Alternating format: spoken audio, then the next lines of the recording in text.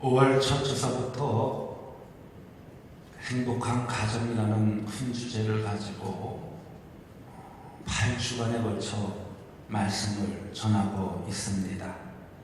오늘은 7번째로 웃음이 가득한 가정이 행복한 가정입니다 라는 제목을 가지고 말씀을 전하도록 하겠습니다. 이런 이야기가 있습니다. 결혼한 후 남편이 속을 썩여서 늘 우울하게 사는 부부가 있었답니다. 드디어 속 썩이는 남편이 죽었는데 아내마저도 죽고 부부가 동시에 베드로 앞에 섰다고 합니다. 베드로가 남편을 보고 말했습니다. 평소에 그렇게 아내의 속을 썩이며 살더니 드디어 자네도 여기 오게 됐군요 라고 말했습니다. 그러자 남편이 면목이 없습니다 라고 답했다고 합니다. 그런데 베드로는 아내를 보고 이상하다는 듯이 물었답니다. 아니 당신은 아직 여기 올 때가 안 된 것 같은데 왜 이렇게 일찍 왔지요? 그러자 아내가 남편을 보고 삐죽이며 말했답니다. 이가 죽었다는 소식을 듣고 너무 기뻐하다가 그만 심장마비로 죽었지 뭡니까? 남편 없이 살아보는 것이 소원인데 말입니다 라고 했다는 것입니다. 여기 웃는 분이 한 분도 없네요. 그것은 벌써요 나이가 들어있다라는 징조라고 합니다. 사람은요 어릴 때는 많이 웃지만 나이가 들면서 웃음이 줄어들고 마지막은 웃는 일이 없이 지내다가 세상을 떠난다고 합니다. 그래서 웃을 일이 있다면 아직 죽을 때가 아니라고 이야기를 합니다. 신장 전문의 존 코긴 박사는 이렇게 말했습니다. 어린아이들은 하루에 평균 400번을 웃는데 비해 어른은 겨우 15번을 웃는다. 어린아이는 400번을 웃는데 어른은 겨우 15번을 웃는다는 거예요. 그러기에 아이들처럼 건강하게 살려면요 많이 웃어야 된다는 것입니다. 일소일소 일로일로라는 말이 있습니다. 한 번 웃으면 한 번 젊어지고 한 번 화내면 한 번 늙어진다라는 말입니다. 소문만 복내라는 말이 있습니다. 이 소문만 복내라는 말은 웃으면 복이 온다라는 말입니다. 그러므로 웃는 가정이 행복한 가정이라는 것입니다. 웃는 아버지, 웃는 어머니, 웃는 자녀들이 있는 가정이 행복한 가정이라는 것입니다. 그러게 행복한 가정은 어떤 상황에서도 웃음이 가득하며 기쁨을 잃지 않는 가정이라는 것입니다. 그러면 우리가 어떻게 해야 웃음으로 가득한 행복한 가정을 만들 수 있을까요? 먼저 기뻐할 만한 환경이 아닐지라도 기뻐하는 것이 하나님의 명령임을 알고 기뻐하는 삶을 살아야 된다는 것입니다. 사람들은요 웃고 살자고 하면 웃을 일이 있어야 웃지요 라고 말하는 사람이 있습니다. 그런데 오늘 성경 말씀에 보면 일평생 아침마다 웃게 해달라고 모세가 기도하는 것을 보게 됩니다. 오늘 14절에 있는 말씀을 한번 보십시오. 아침에 주의 인자하심이 우리를 만족하게 하사 우리를 일세 동안 즐겁고 기쁘게 하소서라고 했습니다. 이 기도가 여러분 가정의 기도 제목이 되기를 간절히 소망합니다.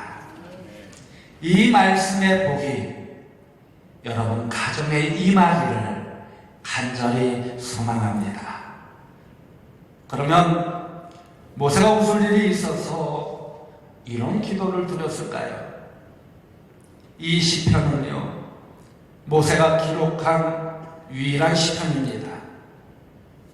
시편에서 가장 오래된 시편입니다. 이 시편의 배경은 민수기 14장 말씀에 나오는 가데스 바네아 사건입니다. 이 시편은 모세가 가데스 바네아에서 하나님께 드린 기도로 알려주고 있습니다. 여러분, 그곳에서 어떤 일이 일어났을까요? 12명의 정탐꾼을 보냈는데 10명의 정탐꾼들의 보고는 너무나 비관적이었습니다. 적진은 너무나 견고하여 자신들이 싸우면 다 죽는다는 것이었습니다. 그래서 모세를 원망하고 불평하며 이 모세를 죽이려고 합니다. 이럴 때 여러분은 기뻐할 수 있겠습니까? 자신을 원망하며 불평하고 있는데 죽이려고 하는데 기뻐할 수 있겠냐는 거예요. 이때 모세는 오늘의 기도를 드리고 있는 것입니다. 오늘 보면 14절에 있는 말씀을 한번 다시 보세요. 아침에 주의 인자하심이 우리를 만족하게 하사 우리를 일생 동안 즐겁고 기쁘게 하소서. 이 말씀은 자신을 죽이려고 하면서 밤새워 울며 원망하는 상황에서 아침에 주의 인자하심으로 만족을 주셔서 평생을 즐겁고 기쁘게 살기를 간구하는 모세의 기도입니다. 우리 가정들도 살다 보면 기뻐하지 못할 상황에 처할 때가 참으로 많습니다. 그러나 모세의 간구처럼 항상 기뻐하는 가정으로 만들며 노력해야 된다는 것입니다. 우리가 예수님을 구주로 믿고 천국에 대한 소망을 가지고 이 땅에 잠깐 살다가는데 기뻐하는 가정이 되게 최선을 다하며 살아야 된다는 것입니다. 다시 말해 어떤 상황을 만나든 기뻐하며 사는 것을 사명으로 삼는 가정이 되어야 된다는 것입니다. 왜 그래야 될까요? 기뻐하며 사는 것은 하나님의 명령에 순종하는 것이기 때문입니다. 데살로니가전서 5장 16절에서 18절 말씀을 보면요, 항상 기뻐하라, 쉬지 말고 기도하라, 범사에 감사하라. 이것이 그리스도 예수 안에서 너희를 향하신 하나님의 뜻이니라 라고 했습니다. 그러므로 우리는 환경을 보면서 감정이 변하는 것이 아니라 그 환경을 주신 주님을 바라보면서 기뻐하는 삶을 살아야 된다는 것입니다.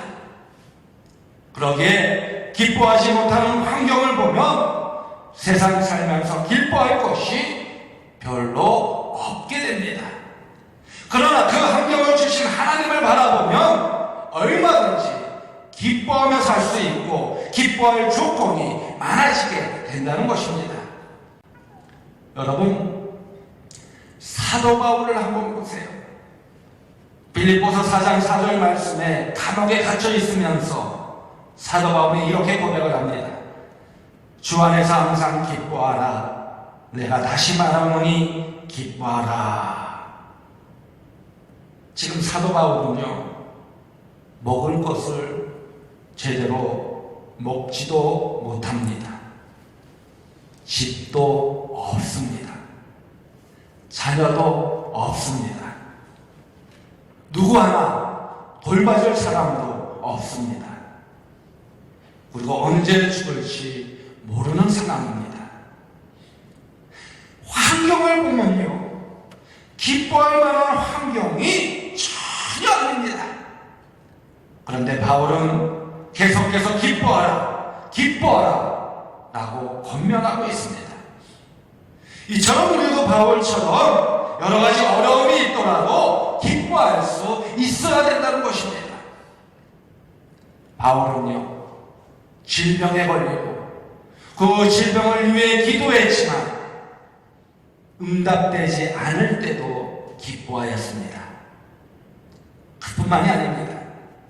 자신이 비난받고 있는데도 기뻐하였습니다.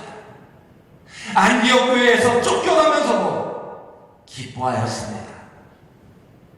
여러분, 기뻐할 만한 것이 없으십니까? 염려만 가득하십니까? 사람들에게 비난을 받고 있습니까?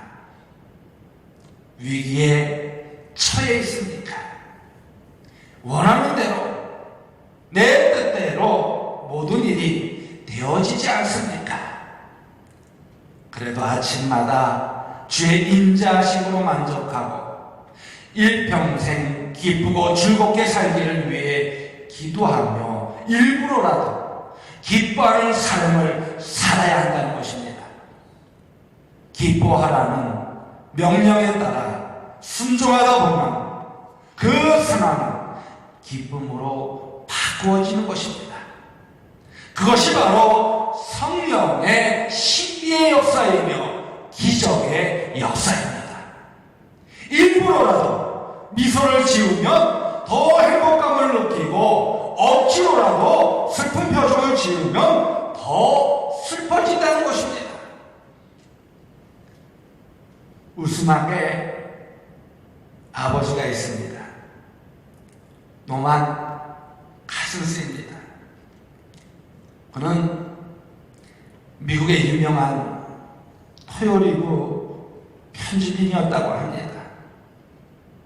어느 날 러시아에 출장 갔다 오다가 희귀한 병인 강직성 척수염이라는 병에 걸렸습니다.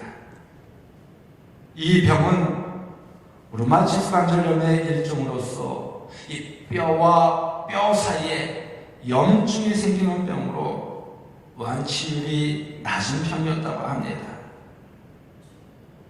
그는 나이 50에 이 병으로 죽는다고 생각하니 원통하고 분했습니다. 그때 그는 서재에 있는 몬트리올 대학의 한셀리가 지은 삶의 스트레스라는 책을 보게 되었습니다. 그는 책을 읽는 중에 마음의 죽음은 양약이다 라는 말에 감동을 받았습니다. 그러자 그는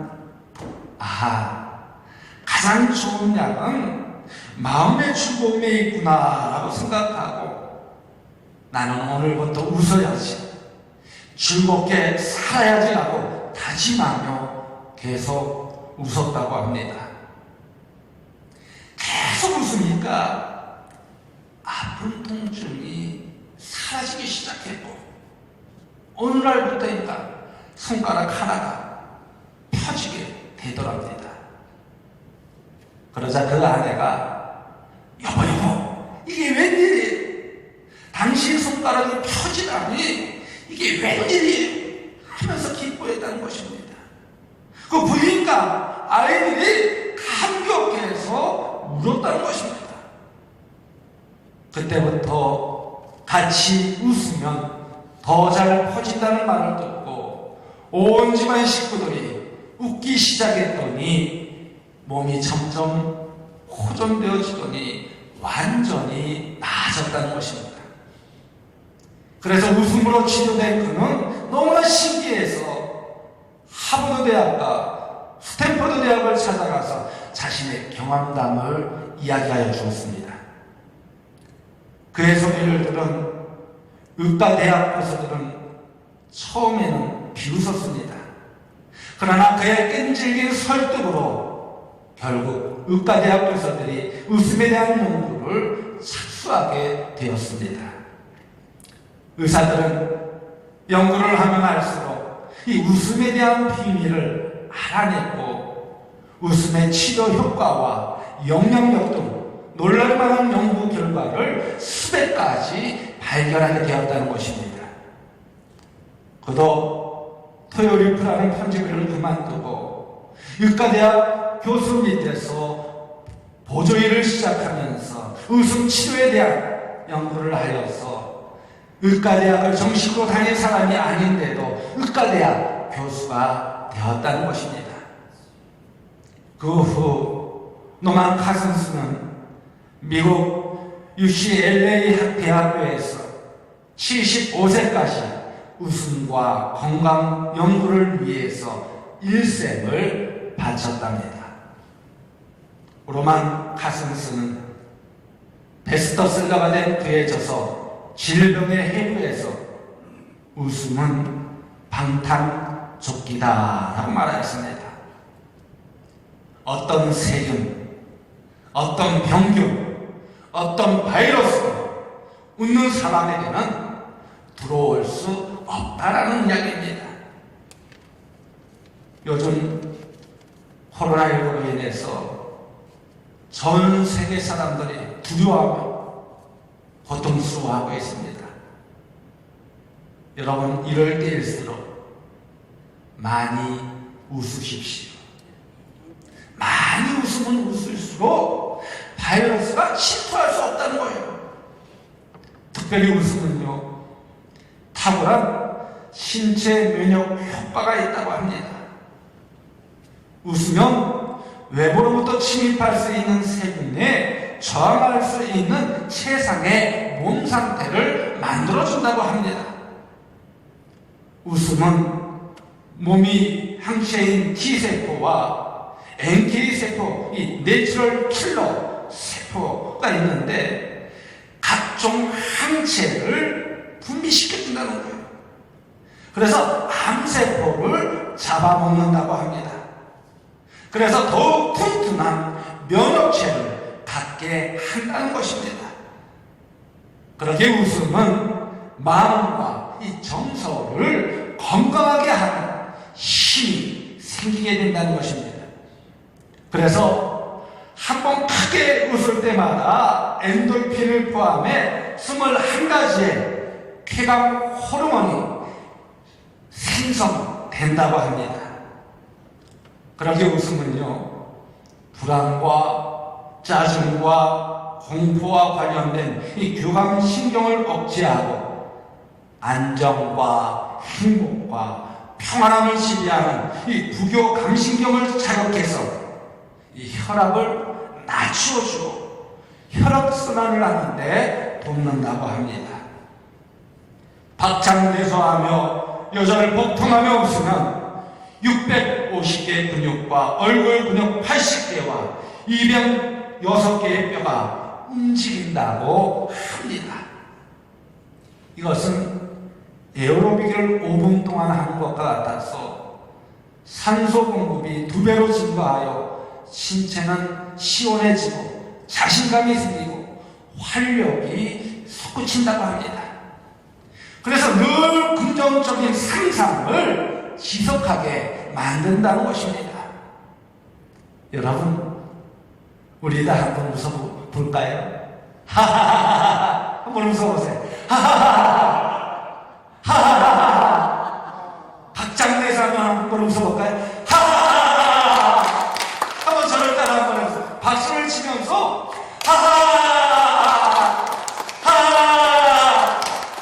이렇게 웃으면요, 650개의 근육과 얼굴 근육 80개와 206개의 뼈가 한꺼번에 웃는다는 거예요. 박장대소. 그래서 하루에 10분씩만 한번 웃어보세요. 얼굴을 보면서 힘들고 어려울수록 하루 이렇게 웃어보세요. 또 웃는 연습을 하는데 웃는 연습을 어떻게 하냐면 제가 웃음치료 자격증이 있는데 그때 저희들이 배울 때 어떤 이 볼펜을 있죠. 입꼬리가 내려온 사람이죠. 이런 사람들. 이 입꼬리가 내려온 사람 고치는 방법이 있어요. 볼펜을 끼워놓고 웃어보세요. 그럼 입꼬리가 올라가요. 이렇게 올라가요. 웃음은 만병통치약이라는 것입니다. 여러분, 유명한 사람들과 성공한 사람들의 공통점이 뭔지 아십니까? 표정이 밝거나 늘 웃는 인상이라고 합니다. 웃는 일이 없어도 웃으면 웃을 일이 생긴다는 것입니다. 그러기에 웃을 일이 있을 때만 웃는 게 아니라 억지로 노력해서라도 웃어야 된다는 것입니다. 그러기에 행복한 사람이 웃는 게 아니라 웃는 사람이 행복해진다는 것입니다. 그러므로 우리가 웃음으로 행복한 가정을 만들려면 기뻐할 만한 환경이 아닐지라도 기뻐하는 것이 하나님의 명령임을 알고 기뻐하는 삶을 살아야 된다는 것입니다. 또한 행복한 가정이 만들려면요, 미래를 부정적으로 생각하지 말고 우리를 안전하게 이끄실 하나님을 바라보며 기뻐해야 된다는 것입니다. 사람들이 기뻐하지 못하는 이유 중에 하나는요, 이 미래에 대한 걱정과 근심 때문이라고 합니다. 미래를 비관적으로 보면요, 슬퍼져요. 이스라엘 백성들이 가데스 바네아에서 미래를 부정적으로 보며 불평하고 원망하였습니다. 모세를 죽이려고까지 하였습니다. 그때 모세는 아침마다 기쁘게 해달라고 하나님께 간절히 기도드렸습니다. 왜 그렇게 기도했을까요? 하나님에 대한 믿음이 있었기 때문입니다.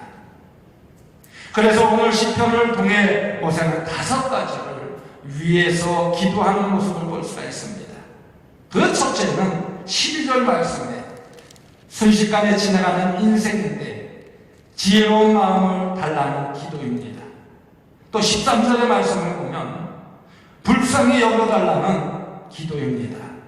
또 14절에서 15절 말씀을 보면 평생에 즐겁고 기쁘게 살게 해달라는 기도입니다.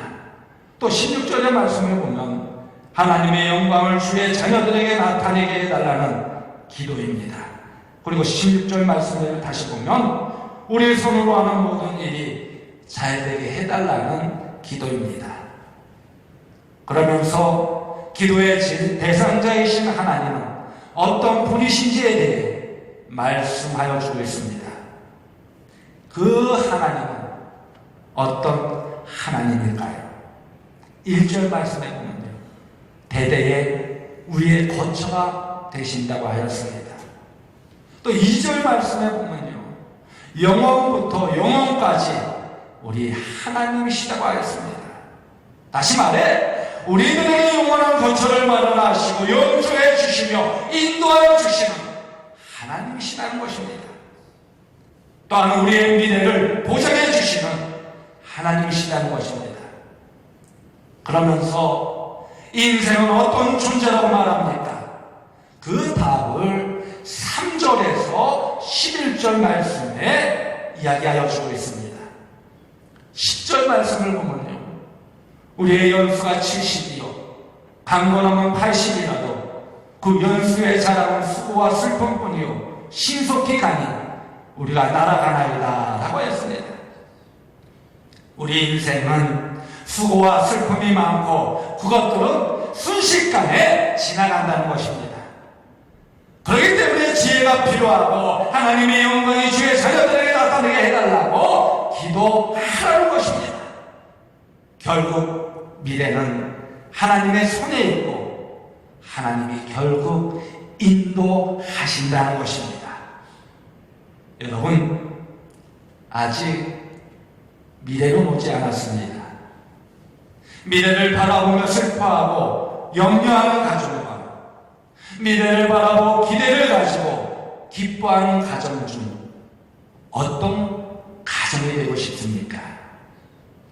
미래를 보고 기뻐하며 웃고 사는 가정이 미래가 잘 될까요? 아니면 늘 슬퍼하며 불평하며 원망하는 가정이 잘 될까요? 김주한 씨의 회복 탄력성이라는 책을 보면요, 뒷셈의 미소 이야기가 나옵니다.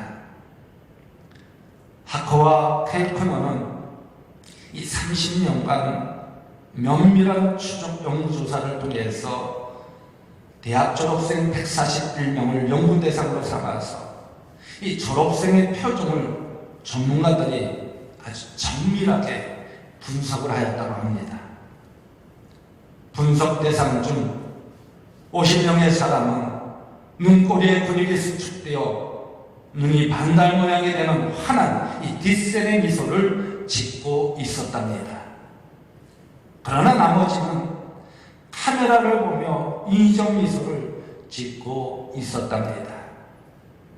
이 사진의 주인공들이 각각 27세, 43세, 52세 되는 해에 연구자들 인터뷰를 통해서 그들의 삶의 다양한 측면에 대한 자료를 수집하여서 비교했다고 합니다. 그 결과 환한 긍정적 미소를 지었던 뒷셈 미소 집단은 인위적 미소 집단에 비해 훨씬 더 건강하다는 거예요. 병원에 간 횟수도 적다라는 것입니다. 또 생존율도 높다라는 것입니다. 결혼생활 만족도도 높고요, 이혼율은 낮았답니다. 평균 소득 수준도 높았다는 것입니다. 그리고 같은 해에 졸업한 여대생 중에서 이 뒷셈의 미소를 지었던 여성들이 훗날 더 좋은 삶을 살고 있더라는 것입니다. 뒷셈의 미소를 지은 여성들이 예쁘고 매력이 있어서 행복한 삶을 살 수 있지 않을까 해서 연구하였지만, 예쁘고 안 예쁘냐, 그 사람의 건강이나 행복한 결혼생활, 소득 수준과 아무 상관이 없더라는 것입니다. 여러분, 크리스틴은 40살에 유방암 진단을 받고 수술을 받으면 우울하게 보냈는데, 오늘날 낮에 찾아온 친구와 실컷 웃음 덕에 몸과 마음이 편해진 것을 느꼈다고 합니다. 그때부터 그는 머리카락에 빠져나가는 항요법과 살에 물집이 생기는 방사선요법을 웃음 치료요법으로 견뎌내고 끝내 암을 물리쳤답니다. 이처럼 여러분, 웃으면 복이 온다는 거예요. 믿습니까? 믿습니까? 웃으면 복이 온다는 거예요. 웃으면 아픈 몸도 낫게 된다는 것입니다. 미국 인터넷 매체 허빙턴 포스트는 매일 웃으면 건강에 좋은 이유를 8가지로 소개하고 있습니다. 그 첫째를 보면요, 웃음은 우리 몸에서 세균과 종양과 싸우는 T세포의 활용을 활성화시켜 면역력을 높입니다. 두 번째, 웃음은요, 혈압과 스트레스 호르몬인 코르티솔 수치를 낮춰주어 고통을 완화하고 혈당을 안정시켜준다는 것입니다. 그리고 세 번째, 웃음은 스트레스가 쌓여 영향을 받는 인체에 완충작용을 하도록 뇌의 화학적 변화를 자극한다고 합니다. 그리고 네 번째, 웃음은 여분의 칼로리를 태운다고 합니다. 그리고 다섯 번째 웃음은 엔도르핀이 나오게 한다는 것입니다. 그리고 여섯 번째 웃음은 인체의 염증을 줄여주어 심장, 두뇌, 순환계 건강에 좋다고 합니다. 그리고 일곱 번째 웃음은 내부 장기를 마사지해 주어 운동과 비슷한 효과를 가진다고 합니다. 그리고 여덟 번째 웃음은 심장, 폐, 횡격막, 복부에 가벼운 운동을 한 효과를 준다고 합니다. 이처럼 웃음이 보약이라는 거예요. 입이 웃으면요, 인생이 웃는다는 것입니다. 웃음이 미래를 행복하게 만드는 경쟁력이라는 것입니다. 웃는 사람이 건강하고 웃는 사람이 장수하더라는 것입니다. 잠언 17장 22절 말씀에 보면요, 마음의 즐거움은 양약이라도 심령의 근심은 뼈를 마르게 하느니라 라고 했습니다. 그러기에 여러분, 우리가 웃음으로 행복한 가정을 만들려면 미래를 부정적으로 보지 말고 우리를 안전하게 이끄실 그 하나님을 바라보며 기뻐하시기 바랍니다.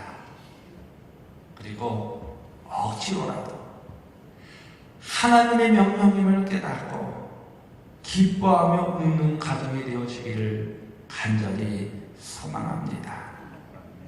그래서 여러분의 가정이 언제나 행복하여 하나님께 더욱 쓰임받는 가정이 되어지기를 주님의 이름으로 간곡히 축원드립니다. 거룩하신 하나님, 하나님의 크신 은혜와 사랑에 감사드리며 예배드리게 하여 주시니 경배와 찬양을 드립니다. 이 시간 주님께서 저에게 베풀어 주신 은혜와 축복에 감사하여 빈손으로 나오지 아니하고 소중한 예물과 성미를 바칩니다. 주님께서 이 예물과 성미를 기뻐 받아 주시며 연락하여 주옵소서. 이 시간 이 예물과 성미에 저희들의 몸과 마음도 바치오니 크신 축복으로 채워 주옵소서. 그래서 각자의 처지와 형편에 따라 11조 감사헌금 주일헌금을 드리오니 바친 손길 위에 축복하셔서 저들의 가정과 사업이 날로 번창케 하여 주시며 창대케 하여 주옵소서. 웃음과 기쁨이 가득한 가정, 행복한 가정에게 축복하여 주옵소서. 하지만 마음은 있으나 물질이 없어서 바치지 못하는 성도들에게는 물질의 축복을 허락하여 주셔서 물질로 인하여 어려움 당하지 않게 하여 주옵소서. 그래서 구워줄지언정 꾸지 않게 하시어 언제나 하나님께 영광 돌리게 하여 주옵소서. 이 예물이 쓰여지는 곳곳마다 주님의 사랑과 복음이 전하여 주게 하여 주시며 주님의 영광만이 온전히 드러나게 하여 주옵소서.